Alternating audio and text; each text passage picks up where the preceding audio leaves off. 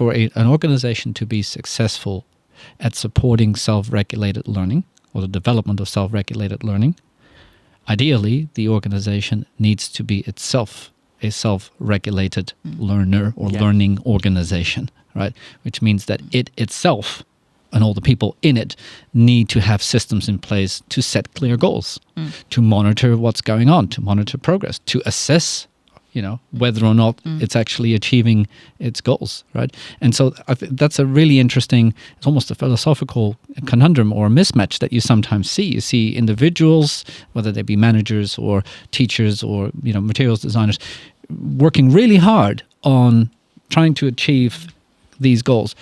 But the organization isn't actually operating in the same way. Yeah. No, well, direction's got to come from the top, isn't it? I mean, that's key. Or else you will always have disparate bits of good practice, but nothing as a coherent whole. So, yeah, I think that is the key thing. Yeah, aligning that vision with the practice and keeping that engagement in dialogue, I think is kind of the main point of emphasis for me in all of this. Yeah, and it builds over time a self-sustaining community, right?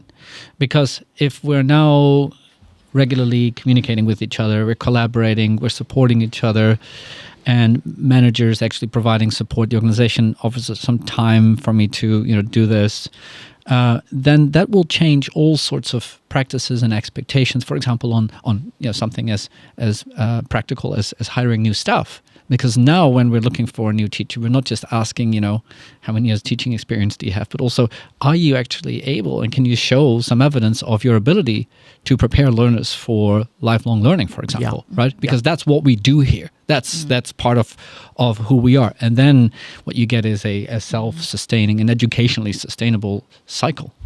Yeah, that's so important. There's a big push for teaching statements and what is your teaching philosophy, and I think it's maybe a potential reframing of that is here is our philosophy, and as you said, this is what we do in very simple terms. This is what we do here, and is your philosophy in alignment with ours, or can it be? I think again, if we're talking about new teachers, or especially teachers in their first few years applying for positions, maybe they don't have that all worked out philosophically in a statement that they can present very clearly in an interview or in a job application, but are they willing? Are they willing to attempt to bring themselves into that kind of alignment with the greater aims of the organization? And just a slight pushback there. I think actually this type of thinking and reflection offers opportunities for young or new teachers where they usually are, shall we say, somewhat disadvantaged compared with more senior, more experienced teachers. Because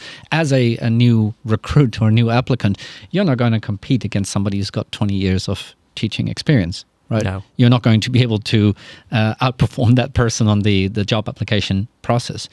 However, if you have even if it's still developing and emerging, but if you have a clear personal set of convictions and ideas and beliefs, and if you're able to communicate those, then a prospective employer can say, yeah, you would fit in very nicely. You might not quite have the years of experience that we'd ideally like, but yeah, you would be a good fit for our community. Right, yeah, I totally agree. And I'm not sure that was pushback, actually. I think we're kind of speaking on the same thing, to be honest. It's that, even that person without the experience, and maybe they don't have the terms to relate what they're doing and what they're interested in, but if it's clear at the institutional level, and can that person come into alignment with that. And I think all of that comes back to what Fleur said earlier about when you have these mission statements and these philosophies as a school and as an individual teacher, it's about then coming up with policies and processes and approaches that put them into action. I like the sound of working for this institution. Thanks for joining us. If you want to learn more about this topic, you can listen to the full podcast on Apple Music, Google Podcasts, Spotify, and more. Just follow the link in the description. See you soon.